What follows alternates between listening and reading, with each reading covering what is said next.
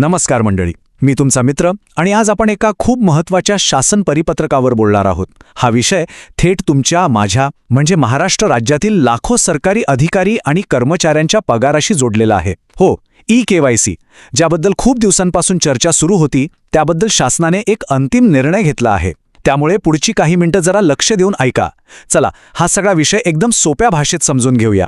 हो, तर सुरुवातच या थेट प्रश्नाने करूया. जरा प्रामाणिकपणे स्वतःला विचारा, माझी ई-केवायसी पूर्ण झाली आहे का? जर उत्तर हो, नक्की झाली आहे असं असेल तर खूपच छान. पण जर उत्तर नाही असेल किंवा माहीत नाहीये काय स्टेटस आहे असं काहीसं असेल तर मग आता सावध होण्याची वेळ आली आहे. कारण शासनाने याच ई-केवायसी बद्दल एक मोठी घोषणा केली आहे, जी तुमच्या येणाऱ्या पगारावर थेट परिणाम करू शकते. काय आहे ही घोषणा? चला बघूया. तर मंडळी, सगळ्यात मोठी आणि ताजी बातमी ही आहे की महाराष्ट्र शासनाने सेवार्थ प्रणालीतून पगार घेणाऱ्या सगळ्या कर्मचाऱ्यांसाठी ई-केवायसी पूर्ण करायला अखेर अंतिम मुदतवाढ दिली आहे. हो, तुम्ही बरोबर ऐकलं. अनेकांना चिंता होती, काहींची प्रक्रिया काही कारणांमुळे अपूर्ण राहिली होती. त्या सगळ्यांसाठी हा एक मोठा आणि खरं सांगायचं तर शेवटचा दिलासा आहे. शासनाने एक नवीन परिपत्रक काढून सगळ्या शंकांना आता पूर्णविराम दिला आहे. आता कोणताही निर्णय समजून घेण्याआधी तो आला कुठून हे तपासणं महत्त्वाचं असतं, नाही का? तर हे बघा, ही माहिती कुठल्या तरी व्हॉट्सॲप फॉरवर्डमधनं नाही, तर थेट महाराष्ट्र शासनाच्या वित्त विभागाकडून आली आहे. आता वित्त विभाग म्हणजे जो विभाग राज्याची तिजोरी सांभाळतो आणि पर्यायाने आपल्या पगाराची जबाबदारी घेतो. त्यामुळे त्यांनी काढलेला शब्द हा कायदा असतो. हे बघा, परिपत्रकाचा क्रमांक आणि दिनांक 23 एप्रिल 2026 सगळं तुमच्या समोर आहे. म्हणजे आपण जी चर्चा करतोय ती 100% खरी आणि अधिकृत आहे. आणि त्या अधिकृत परिपत्रकाचा सगळा सार या एका वाक्यात आहे. शासनाने संधी दिली आहे, पण त्यासोबत एक शब्द जोडलाय, अंतिम. अंतिम मुदतवाढ. याचा सरळ अर्थ होतो की ही शेवटची संधी आहे. ज्यांची ई-केवायसी राहिली आहे त्यांच्यासाठी ही एकाच वेळी दिलासा देणारी आणि त्याचवेळी एक गंभीर इशारा देणारी बातमी आहे. दिलासा कारण काम करायला वेळ मिळालाय आणि इशारा कारण यानंतर वेळ मिळणार नाही. बरं, मुदतवाढ मिळाली हे तर आपल्याला कळलं. मग आता साहजिकच मनात पुढचा प्रश्न येतो की ही नवीन आणि अंतिम तारीख नेमकी आहे तरी कोणती? शासनाने आपल्याला किती दिवसांची सवलत दिलीये? आपल्या हातात वेळ किती आहे? चला, या सगळ्यात महत्त्वाच्या प्रश्नाचं उत्तर आता स्पष्टपणे समजून घेऊया. इथे बघा, फरक अगदी स्पष्ट आहे. जुनी मुदत होती एप्रिल 2026च्या वेतन देयका अगोदर, म्हणजे एप्रिलचा पगार जो आपल्याला मे मध्ये मिळतो त्याचं बिल तयार होण्याआधी ई-केवायसी व्हायला हवी होती. पण आता शासनाने 1 महिन्याची वाढ दिली आहे. नवीन मुदत आहे मे 2026च्या वेतन देयका अगोदर, म्हणजे आपल्याला पूर्ण 1 महिन्याचा अतिरिक्त वेळ मिळाला आहे. चला, हे आणखी सोपं करून सांगतो, म्हणजे काहीच गोंधळ नको. मे 2026 महिन्याचा पगार आपल्याला कधी मिळतो? बरोबर, जून 2026 मध्ये. तर मे महिन्याचं पगार बिल तयार होण्यापूर्वी तुमची ई-केवायसीची प्रक्रिया 100% पूर्ण झालेली असणं बंधनकारक आहे. म्हणजे जूनमध्ये मिळणाऱ्या पगाराची प्रक्रिया सुरू होण्याआधी डोक्यात पक्क करून ठेवा. ठीक आहे, तारीख तर आपल्याला अगदी स्पष्टपणे कळाली. पण पुढचा प्रश्न, हा नियम, ही मुदतवाढ नक्की कोणाकोणाला लागू होते? कोणत्या विभागांनी याची खास नोंद घ्यायची आहे? हे माझ्यासाठी आहे की नाही हे कसं ओळखायचं? चला, याचंही उत्तर परिपत्रकात सविस्तर दिलंय. पाहूया. ही यादी बघितली की लक्षात येतं की शासनाने जवळजवळ सगळ्याच महत्त्वाच्या विभागांना यात घेतलं आहे. म्हणजे बघा, सगळ्या जिल्हा परिषदा, शालार्थ प्रणाली वापरणाऱ्या सगळ्या अनुदानित शाळा, सगळी कृषी अकृषी विद्यापीठं आणि त्यांना जोडलेली अनुदानित महाविद्यालयं.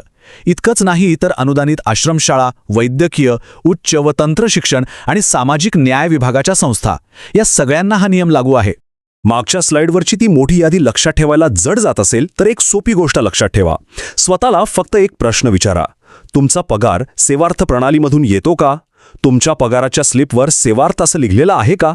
जर उत्तर हो असेल तर तुम्ही अधिकारी असा किंवा कर्मचारी कोणत्याही विभागात असा, तुमच्यासाठी ई-केवायसी पूर्ण करणे हे अनिवार्य, म्हणजे सक्तीचं आहे. यात कोणतीही सूट नाही. आणि हो, इथे एक महत्त्वाची गोष्ट सांगतो, असे शासकीय निर्णय म्हणजे GR हे सतत येत असतात आणि प्रत्येकाचा आपल्यावर काही ना काही परिणाम होत असतो. आता या सगळ्यांवर लक्ष कसं ठेवायचं?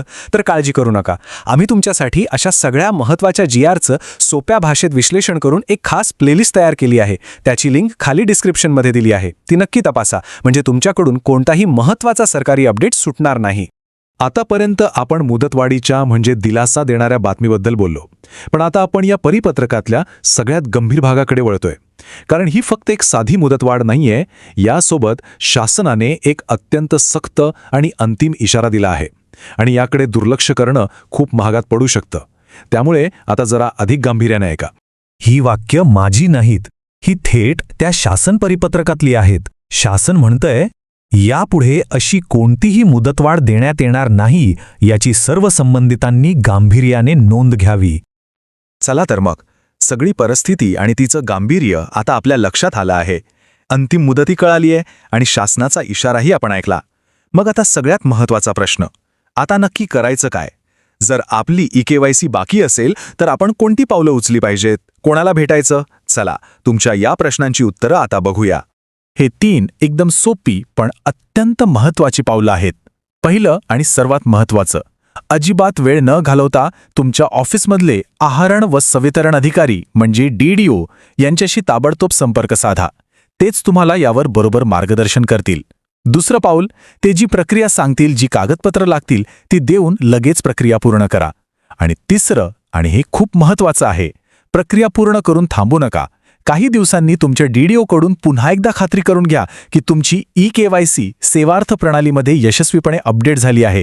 ही खात्री करणं खूप गरजेचं आहे. मंडळी, माहिती तेव्हाच उपयोगी पडते जेव्हा ती योग्य वेळी योग्य माणसापर्यंत पोहोचते. ही माहिती खूप महत्त्वाची आहे. ती फक्त तुमच्यापुरती ठेवू नका. आपल्या ऑफिसच्या ग्रुपवर आपल्या सहकारी मित्रांना हा व्हिडिओ नक्की पाठवा.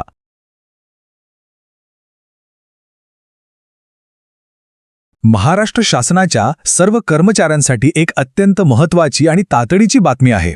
वित्त विभागाने एक नवीन परिपत्रक काढले, ज्याचा थेट संबंध आपल्या सगळ्यांच्या पगाराशी आहे. तर हे नेमकं काय प्रकरण आहे? चला एकदम सोप्या भाषेत समजून घेऊया. हो, अगदी बरोबर आहे. शासनाने एक नवीन नियम आणलाय आणि जर आपण तो पाळला नाही तर त्याचा थेट परिणाम आपल्या पगारावर होणार आहे. त्यामुळे ही माहिती प्रत्येकाने खूप गांभीर्याने घ्यायला हवी. ठीक आहे, तर बघूया हा नवीन नियम नक्की आहे तरी काय. महाराष्ट्र शासनाच्या वित्त विभागाने 27 मार्च 2026 रोजी एक परिपत्रक जारी केलंय. आणि याचा मुख्य उद्देश सेवार्थ, जी आपली सॅलरी सिस्टम आहे, त्यात प्रत्येक कर्मचाऱ्याची माहिती अपडेट करणं हा आहे. तर हे सेवार्थ अपडेट म्हणजे नेमकं काय करायचंय? सोपं आहे. प्रत्येक कर्मचाऱ्याला आता स्वतः पर्सनली सेवार्थ पोर्टलवर लॉग इन करायचंय आणि आपलं बँक अकाउंट, पॅन नंबर आणि आधार कार्डची माहिती बरोबर आहे की नाही हे तपासायचंय. आणि हो, ही प्रक्रिया कंपल्सरी आहे, म्हणजे अनिवार्य आहे. पण आता प्रश्न येतो की सरकारला हे सगळं करायची गरज का पडली? यामागचा उद्देश काय आहे? तर बघा, सरकारला जी आपली पगार देण्याची प्रक्रिया आहे ती अधिक अचूक आणि एकदम सुरक्षित करायची आहे. प्रत्येक कर्मचाऱ्याची माहिती जर योग्य आणि व्हेरीफाईड असेल तर पुढे कोणताही गोंधळ होणार नाही. यात आपल्या सगळ्यांचंच हित आहे. हे का गरजेचं आहे ते जरा नीट समजून घेऊ. सध्याच्या सिस्टममध्ये काय होतं की कधीकधी माहिती चुकीची भरली जाते किंवा एकाच कर्मचाऱ्याची दोनदा नोंद होते. यामुळे डुप्लिकेट पेमेंट होण्याचा धोका असतो. पण या नवीन प्रक्रियेमुळे काय होणार तर कर्मचाऱ्यांचा एक क्लीन आणि 100% व्हेरीफाईड डेटाबेस तयार होईल. यामुळे पगार प्रक्रिया पूर्णपणे सुरक्षित आणि अचूक होईल. चला, आता सगळ्यात महत्त्वाचा भाग, हे अपडेट करण्यासाठी आपल्याला नक्की काय काय करायचं आहे. शासनाने यासाठी 4 सोप्या स्टेप्स सांगितल्या आहेत. पहिली स्टेप, आपलं जे बँक अकाउंट सेवार्थमध्ये दिलेलं आहे ते आधार कार्डशी लिंक आहे की नाही हे नक्की तपासा. दुसरी स्टेप, आपला पॅन नंबर बरोबर आहे का ते चेक करा. काही चूक असेल तर ती लगेच दुरुस्त करा. तिसरी आणि सगळ्यात महत्त्वाची स्टेप, प्रत्येक कर्मचाऱ्याने स्वतः सेवार्थमध्ये लॉग इन करून आपली माहिती अपडेट करायची आहे. आणि शेवटची स्टेप, हे सगळं काम पूर्ण झाल्यावर एक सेल्फ सर्टिफिकेट म्हणजेच स्वप्रमाणपत्र आपल्या DDO कडे म्हणजेच आहरण व संवितरण अधिकाऱ्याकडे जमा करायचं आहे. आता एक मोठा प्रश्न मनात आला असेल की हा नियम नक्की कोणाकोणाला लागू आहे? तर मी सांगतो, याची व्याप्ती खूप म्हणजे खूप मोठी आहे. म्हणजे बघा, हा नियम फक्त सेवार्थ प्रणाली वापरणाऱ्यांनाच नाही, तर शालार्थ प्रणाली वापरणारे प्राथमिक आणि माध्यमिक शाळांमधले शिक्षक आणि कर्मचारी, कृषी आणि मेडिकल युनिव्हर्सिटीचे कर्मचारी इतकंच नाही तर आदिवासी विकास आणि सामाजिक न्याय विभागाच्या अंतर्गत येणाऱ्या अनुदानित संस्था या सगळ्यांना लागू आहे. थोडक्यात काय तर खूप मोठ्या संख्येने कर्मचाऱ्यांना हे काम करावं लागणार आहे. आणि आता आपण या माहितीच्या सगळ्यात गंभीर भागाकडे वळतोय. ही प्रक्रिया पूर्ण करण्यासाठी एक डेडलाईन आहे आणि जर ती आपण चुकवली तर त्याचे परिणाम खूप गंभीर होऊ शकतात. ही सगळी माहिती अपडेट करण्यासाठीची अंतिम मुदत आहे एप्रिल आणि मे 2026 महिन्याच्या पगाराच्या आधी. याचा अर्थ आपल्याकडे मर्यादित वेळ आहे, त्यामुळे हे काम पुढे ढकलू नका. आणि आता तो प्रश्न जो आपल्या सगळ्यांच्या मनात आहे, जर हे काम वेळेत पूर्ण नाही झालं तर काय होईल? परिपत्रकात अगदी स्पष्ट शब्दांत सांगितले आहे की ज्या कर्मचाऱ्यांचं ई-सेवार्थ अपडेट पूर्ण होणार नाही त्यांचा एप्रिल आणि मे 2026चा पगार थांबवण्यात येईल. हो, आपण बरोबर ऐकलं, पगार दिला जाणार नाही. म्हणून या सगळ्याचा निष्कर्ष एकच आहे. आपला पगार वेळेवर आणि न थांबता मिळत राहावा यासाठी आपली माहिती अचूक असल्याची खात्री करून ही प्रक्रिया लवकरात लवकर पूर्ण करणं हे आपल्या प्रत्येकासाठी अत्यंत गरजेचं आहे. ही सर्व माहिती महाराष्ट्र शासनाच्या वित्त विभागाने 27 मार्च 2026 रोजी जारी केलेल्या अधिकृत परिपत्रकावर आधारित आहे. आपल्याला अधिक माहिती हवी असेल तर शासनाच्या अधिकृत वेबसाईटवर जाऊन आपण हे परिपत्रक तपासू शकता. या सूचनेकडे अजिबात दुर्लक्ष करू नका आणि आपलं काम वेळेच्या आत पूर्ण करा.